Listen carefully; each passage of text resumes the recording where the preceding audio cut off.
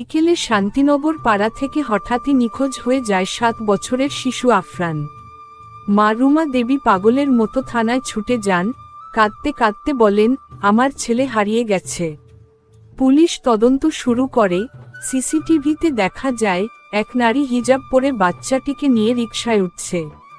মুখ পুরো ঢাকা, পরিচয় নেই। রুমা বারবার বলে, আমি চিনি না ওকে, কিন্তু তার চোখের ভাষা কিছু লুকোচ্ছে। তদন্তে পুলিশ দেখতে পায় রুমা দেবীর স্বামী বহু আগেই পরিবার ছেড়ে চলে গেছে। আফরানকে একা মানুষ করছিলেন তিনি, কোনো আত্মীয় স্বজন নেই, বন্ধু বান্ধবও না। তবে তদন্তে একটা অদ্ভুত ব্যাপার ধরা পড়ে, রুমার মোবাইলে শেষ কল এসেছিল আফরান নিখোঁজ হওয়ার 30 মিনিট আগে। ওই নাম্বারটি ছিল বন্ধ, অথচ সেটির লোকেশন আফরানের স্কুলের পাশেই ছিল। রুমা বলেন, আমি কাউকে ফোন করিনি, কেউ আমাকে ফাঁসাতে চাইছে। একটি পুরনো শিশু চুরি মামলার ফাইল খুলতেই তদন্তে আসে মোড়। সেই কেসে 7 বছর আগে এক সদ্যজাত শিশু হাসপাতালে জন্মের পর হারিয়ে যায়। সেই মামলার ফাইল খুঁজে পাওয়া যায়। মা বলেছিলেন, আমার ছেলেকে যেন বিক্রি করে দিয়েছে। হাসপাতালের রিপোর্ট অনুযায়ী সেই শিশুর মা ছিলেন রুমা দেবী। অর্থাৎ 7 বছর আগে রুমার সন্তান হারিয়েছিল এবং 7 বছর পর আবার এক সন্তান হারালো। পুলিশ সন্দেহ করে 7 বছর আগে হারিয়ে যাওয়া শিশুটিই কি এখনকার আফরান। ডিএনএ টেস্ট করা হয় রুমা ও আফরানের, রিপোর্ট দেখে গোটা টিম স্তব্ধ। আফরান আসলে রুমার জেনেটিক সন্তানই নয়। তবে রুমা বলছেন, ও আমার ছেলে, আমি ওকে বুকের দুধ খাইয়ে বড় করেছি।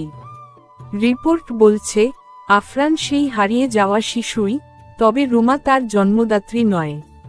রুমাকে জেরা করলে তিনি কান্নায় ভেঙে পড়ে স্বীকার করেন সবকিছু। 7 বছর আগে তার নিজের সন্তান মারা গিয়েছিল জন্মের পরেই। এক মাতৃহারা শিশুকে দেখে ক্ষোভ আর মায় সে নিজের দুঃখ মেটাতে সেই নবজাতককে চুরি করে আনেন। সেই শিশুই আজকের আফরান। আর আজ সেই শিশুর আসল মা সাবিহা খাতুন একজন সামাজিক কর্মী হিসেবে এসে ছেলেকে ফেরত নিতে চেয়েছেন। মামলা ওঠে কোর্টে।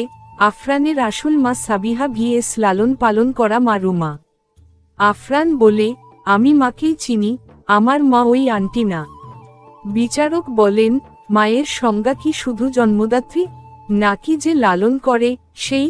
শেষে কোর্ট রায় দেন, রুমার অপরাধের শাস্তি হবে, কিন্তু আফরান থাকবে তার সাথেই, তাকে সশর্ত মাফ করা হয়। শেষ দৃশ্যে রুমা বালিশে মাথা রেখে ঘুমোচ্ছে, আর আফরান পাশে এসে বলে, মা, আর হারিয়ে যেও না প্লিজ। ফেসবুকে ফলো করুন শেষ চিঠি crime stories. YouTube channel subscribe করুন শেষ চিঠি। বেল আরও এমন হৃদয় ছুঁয়ে যাওয়া সত্য ঘটনার থ্রিলার গল্প পেতে সাবস্ক্রাইব করুন।